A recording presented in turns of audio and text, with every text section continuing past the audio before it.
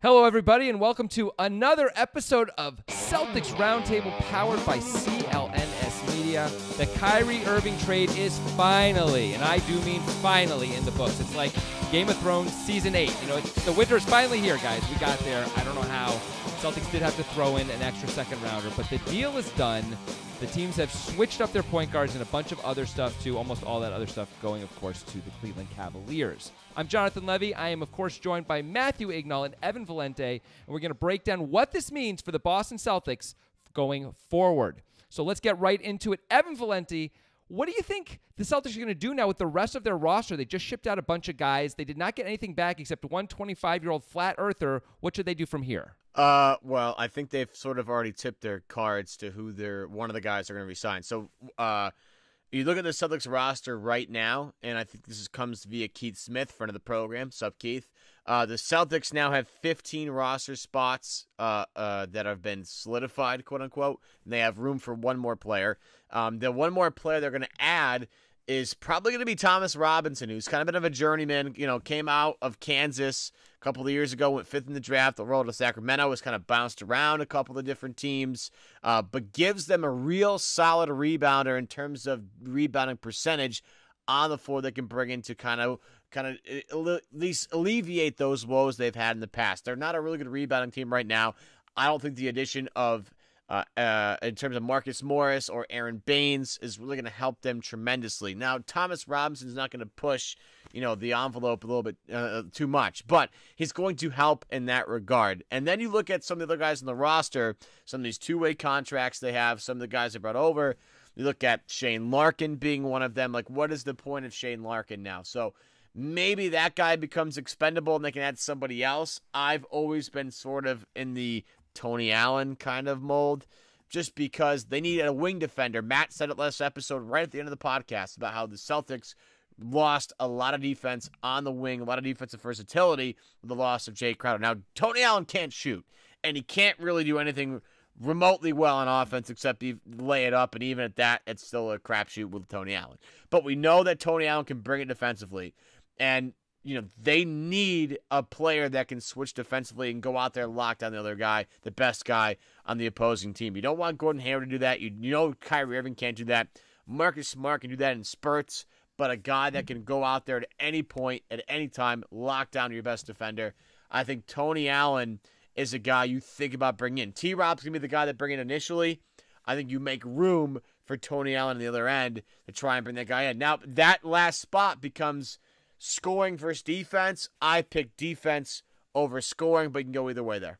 I mean, they could take both, right? I mean, they could make it more of a competition, which has been their kind of plan over the last few years. But now with sending out 3 guys and only getting back in 1, they're going to need to add a couple of guys in order to make that happen. I agree with you.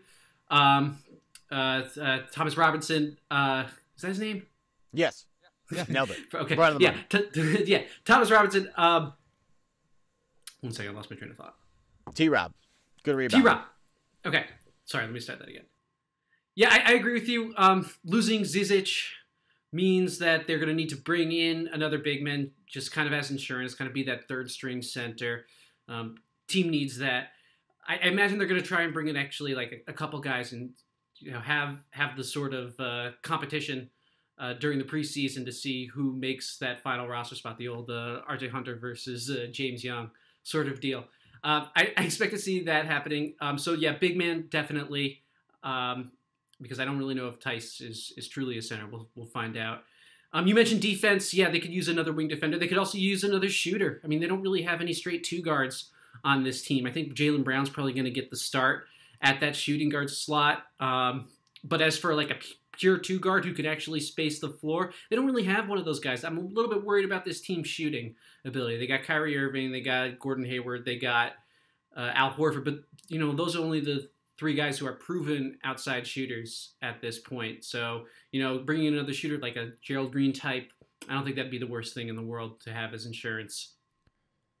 More Gerald Green. How could that ever go wrong for anyone? I hated him when he was on the floor, except in that Chicago series. But I mean, they probably could use a little extra shooting. I mean, I think it's going to ultimately be, as weird as this sounds for a team that won the Eastern Conference regular season and made it to the Eastern Conference Finals last year and is very young. But I think it's a development year ultimately for the Celtics. They've got all these very, very young players on the team, and it's time for like Yabu and maybe Shemi and, of course, Jaylen Brown and Jason Tatum and all the other youngsters, too, to get better. And I think they can do that and still compete for an Eastern Conference crown, not anything else. But I think that should be the focus. I don't know if bringing in a 35-year-old Tony Allen makes any difference at all. Ditto with Thomas Robinson, but I guess you got to fill out the roster somehow. So whatever. I don't think these guys are all going to make a big difference. But one guy who I know is going to make a big difference, no matter how you feel about this trade, is Kyrie Irving.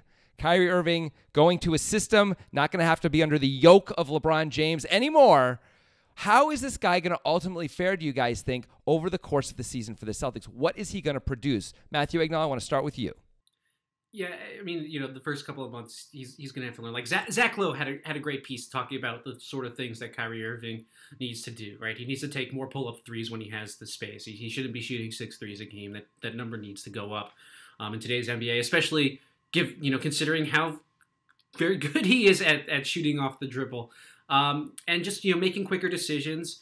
And he needs to sort of, transfer his mindset from, being this isolation scorer to someone who can move the ball side to side and really work within Stevens' offense. I'm bullish on him being able to do that competently this first year. I don't expect him to be quite as incandescent as Isaiah Thomas was, but I think he'll be, very good in that role. And, I agree with you, Levy, that it's sort of like a development year for him as well. But, he should be very good. He's an all-star. He's got an extreme level of talent. Hopefully he can grow his game over the next couple of years and, really peak when he's like 27, 28, as most great players do. I don't think at first he's going to light the world on fire, but I think you're getting a very advanced player at 25 years old. It's going to come in and be able to, the whole buy into Stevens' system is the whole big adage, right?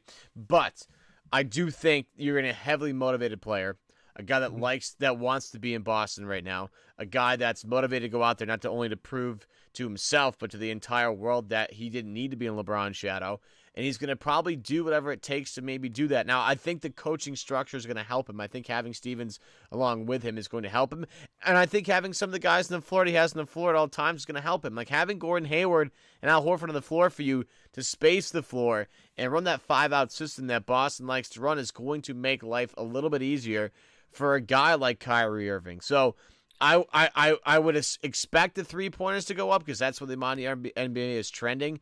But I also expect him to get to the hole a little bit more and maybe take a couple more free throws because of the way he's able to attack opposing defenses with open lanes. I think Boston's going to those lanes with the Cavs were pretty open. But I think one thing that we've learned over this whole saga is that Kyrie Irving is kind of yearning for that greater structure that the Celtics offense can provide. Sorry, go ahead. No, you're fine. I think that I wouldn't expect a monster season right away. Not like a 28, 6 and whatever Isaiah just put up, like like the second best scoring season in Celtics history. I don't expect that right away. I expect him to be just as good, if not better, than what he's been with Cleveland. I think he has the ability to. I think the roster is built for him to do so. And it is a little bit of a growing year. I think it's time for Kyrie to figure out who he really is and how he can become a better player. I think he wants that challenge. And Durant has talked about it with Bill Simmons about how Kyrie wants another challenge and thinks he's ready for another challenge. Well, Boston's going to give him that, and they're going to be able to do that in meaningful games. And I think that's going to be important for Kyrie to get his feet wet a little bit. I expect your normal Kyrie season. I don't expect anything other than that. He's proven himself to be a very good player with the roster he was given in Cleveland, and that includes LeBron James. But I do think he's capable of throwing up a 25, 6, and 2 or 1 or whatever the heck the rebounding number is. I think he's capable of putting up higher than that. I don't think it right away. Wouldn't expect, like, maybe the beginning of the season it's not as good, and then the end of the season you start to click a little bit more. But in the totality of the whole season, 6, 7 assists. That's a really good year for Kyrie. I think he just starts to maybe scratch the surface of his potential under Brad Stevens this year. Hey, Levy, go ahead. Yeah. Well, I was gonna say you go. I was gonna ask you. if you're picking on Kyrie Irving, you can generally point to two things, right? You can point to his defense, where he's kind of known to just kind of die on screens, but he's shown the ability to ramp it up in the playoffs. And you're also talking about his effectiveness in making his team better. I'm more confident that he'll develop in the second of those two things. I'm less confident that his defense over the course of the regular season is going to see much improvement. I was wondering what's your opinion on that? I think Kyrie will be a little bit better defensively because there's going to be more of a push. The Cavs always, for the last several seasons, basically since LeBron got back, have kind of taken the regular season off. LeBron usually takes a few weeks off somewhere in there. They're not really worried about getting the number one seed anyway, as they showed last season. They know that it's going to be fine, and they're always right about that. So I think there's less of a push for dominance and excellence in the regular season. I think that's going to be different on the Celtics. I think Kyrie's going to take to it. I actually expect him to have his best year ever. I think he is going to have a lot more than 6 assists. Even this first year, I expect more like 8 assists, since LeBron won't be chewing those numbers up from him. So I expect a lot from Kyrie, and I'm still disappointed in the trade, but still really 25 and 8, I don't think is crazy at all in this system where he's going to be maybe the primary franchise guy. So I think that's really exciting. He's going to provide a tremendous amount of assists and scoring, much like Audible, who of course provides premium digital spoken audio information and entertainment on the internet. They of course include an unmatched selection of audiobooks, original audio shows, news, comedy, and more from the leading audiobook publishers, broadcasters, entertainers, and business information providers. Simply download and listen on your iOS device, Android, and more. Audible is different because of their collection of exclusive originals, short stories, and comedy, plus the best of news, podcasts, and more. Handpicked and continuously refreshed, you can share a book from your library with anyone. It comes with speed control, which is of course important, and it's a great way to get content on the go. Just go to audible.com/CelticsBeat and browse the unmatched selection of audio programs. Download a title free and start listening. It's that easy. Go to audible.com/CelticsBeat. That's audible.com/CelticsBeat and get started today. All right, guys, we all expect pretty darn good things, at least from Kyrie Irving. But there is something looming on the horizon. He's got 2 more years before he can opt out of his deal. I think most observers would expect him to opt out there if for no other reason than to get a better deal. There's probably going to be more money available to him.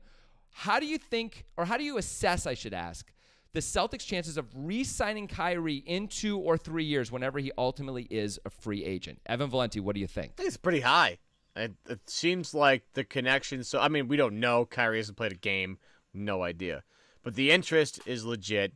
There is obvious interest on both sides to have both, Danny, in the same corner as Kyrie in the same corner as Danny. There is at least some willingness to see this one out further past these 2 years, okay?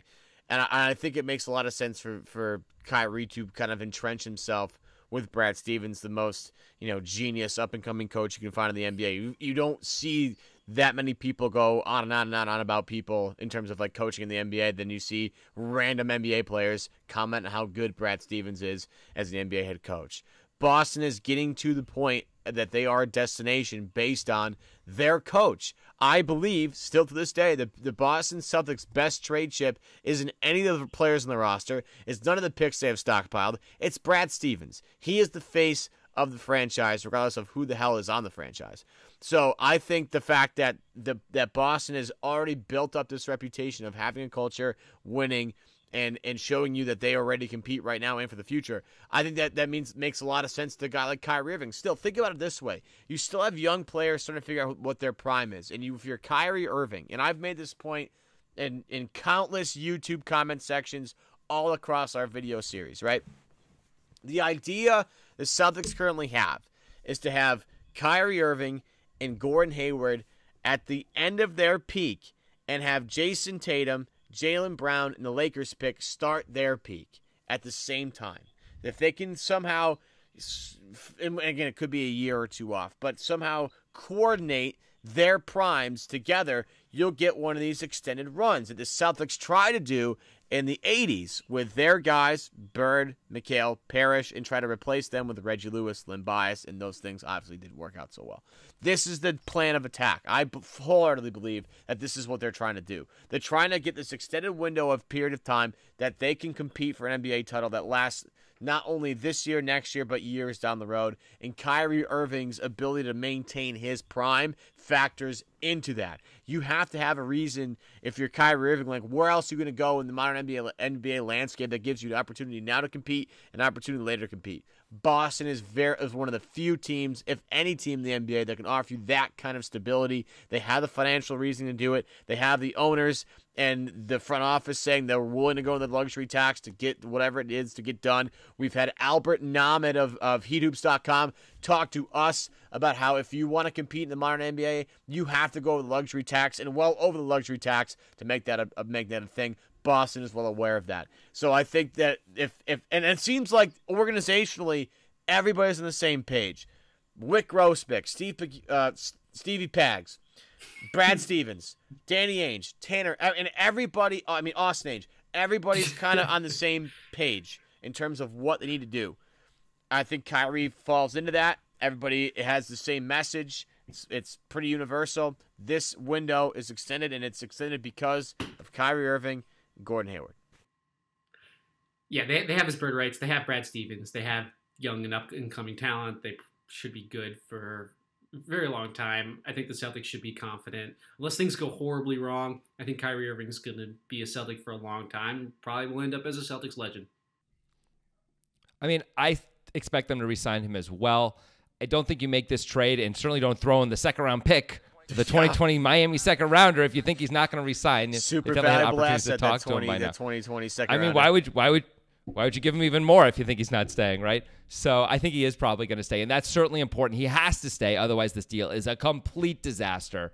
But I don't think it's going to be that way. I absolutely expect him to stay as well. All right, this brings up our final question for the evening, guys. Celtics now have a bunch of great players on their team. Who is the best player on this current Celtics roster as of right now? Matthew Ignal, who you got and why? Whew, that's tough. I think Hayward's the smart choice.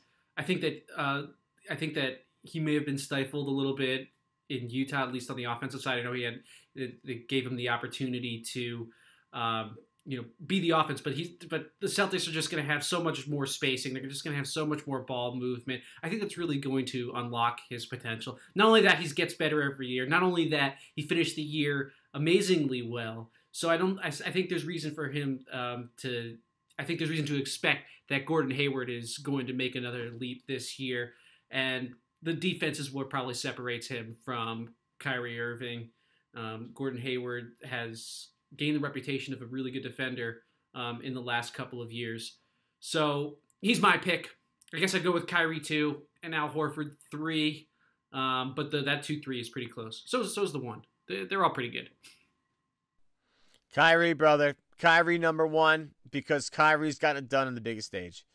Not to hold it against Gordon Hayward, who's a terrific player. I'm super pumped to watch Gordon Hayward play. I can't wait. Can't wait for opening day. It's killing me. But you have to give the nod to Kyrie Irving because he's played in games that actually matter. Like when you have the tape that Kyrie does at age 23 and you're going against Steph Curry, Draymond Green, and Klay Thompson, and none of those guys can guard you, you have at least a little bit of a leg up on your quote-unquote competition within your team. I think the fact that Kyrie's had big games and big spots speaks volumes here. And look, I think Gordon Hayward's going to thrive. It's not like I don't think he's going to be a great player. I think Gordon Hayward's going to be an excellent player in the Celtics system. But when it comes down to it, at the end of the game, who has the ball? Kyrie Irving or Gordon Hayward? Who do you feel more comfortable with at the end of the game? Kyrie Irving, Gordon Hayward? My answer right now is Kyrie Irving because I know he gets the job done. I think Gordon's going to be a spectacular player for them. I don't think he's ever had anybody next to him quite like Kyrie Irving to help him out. And I think Al Horford and Gordon and Kyrie is going to be a great threesome in terms of like how they can move the ball and score. But at the end of the shot clock, I want the ball in Kyrie's hands, not anybody else's. You know, people, when they ask parents, who do you love the most of your children, parents always say, I can't decide. Don't ask me to decide that. But parents are liars. They absolutely have favorite kids. Yeah. I think Gordon Hayward is the best player right now on the Celtics. I think Danny Ainge wants and needs Kyrie to ultimately be the best player on the Celtics for this trade to really be a good trade for the Celtics. So I hope ultimately Kyrie is the best player. But I think right now, I hear what Evan's saying. Evan makes great points about Kyrie on the very biggest stage in the biggest spots. being able to be unstoppable as a scorer. That is a huge deal. But I still think the skill set that Hayward brings to the table is better. And I think he's more well-rounded and better for the team ultimately. But they're both amazing. They're both awesome. It's not a problem. I'd be thrilled because they're so close to each other. And I think Horford's actually a significant step behind them, actually, Matt. Not like right there, personally. Here's a good follow-up. What player gets more unlocked in terms of their potential? Like, what does Brad Stevens unlock more out of? Gordon Hayward, or who does Brad Stevens unlock more out of? Gordon Hayward or Kyrie Irving? It's a really good question because Hayward was in the slowest offense in the league and still put up great numbers, but Kyrie's offense was dominated by LeBron. Anytime LeBron was on the floor, the ball always went through him. It's hard to say. I think it's going to be Hayward, actually, just because he goes from one of the slowest offenses to one of the fastest offenses. But man, if you made a case for Kyrie, I can't disagree with that either. I mean, it makes sense that it could be Kyrie just as easily. I think in terms of who unlocks more, man, the defense does play a little part here. I think that there is some defensive ability that Gordon Hayward that we weren't really able to see because Rudy Gobert is in the back and just everything goes through Gobert and everything's funneled there. And it's like, well, if you get beat, don't worry about it. If you got Gobert behind you, you're fine. So I think that there is a defensive part of Gordon Hayward that can be unlocked. I do think there's a facilitator part of Gordon Hayward that can be unlocked. And I'm really curious because they won't do a lot, but there is a little part of me that really wants to see Gordon Hayward as like the point guard, quote unquote, and they move Kyrie to shooting guard, which we know Kyrie can play because he's played it his entire career with LeBron James in Cleveland. But I do think like there is a part of Kyrie Irving that can play super facilitator. I think there is a guy in there that can drive into the lane and find open guys because he commands so much attention. And I think that part of Kyrie is really kind of crucial to Boston elevating themselves from this level tier of like they're a fun playoff team and they might make some noise and they might go to the NBA Finals, but between them and being a legit contender, Matt has pointed out about Kyrie Irving and his not mirror statistics, but a similar situation to Steph Curry, getting from an offense with Mark Jackson that was very pick and roll and ISO heavy to a motion offense with Steve Kerr that, preaches ball movement and flow and backdoor cutting and all this other stuff. I think there is potential for a jump. And now if you're talking about Kyrie Irving making a jump to being, Steph Curry-ish, I mean, that's a pretty huge leap. And if you're going to have a guy like that in your roster, we've already learned you can win a team with Steph Curry, Draymond, and Klay Thompson. You don't need Kevin Durant. Kevin Durant's just gravy at this point. You can win an NBA Finals team with 3 really great players. Now, it stinks that the other team's got 4 of them, but you can win an NBA title, barring injury, with 3 really great players, and Kyrie becoming a Steph Curry type of player would be a monumental leap for Boston. I mean, it certainly would. It certainly would. All right, folks, that's going to do it for the roundtable. If you enjoyed this video, hit like, share, and subscribe. Of course, if you're listening to us on a podcast app of any kind, subscribe to the Boston Celtics news feed. You can hit us up on Twitter at CLNS Radio. For Matthew Ignal and Evan Valenti, I'm Jonathan Levy. Thanks for watching.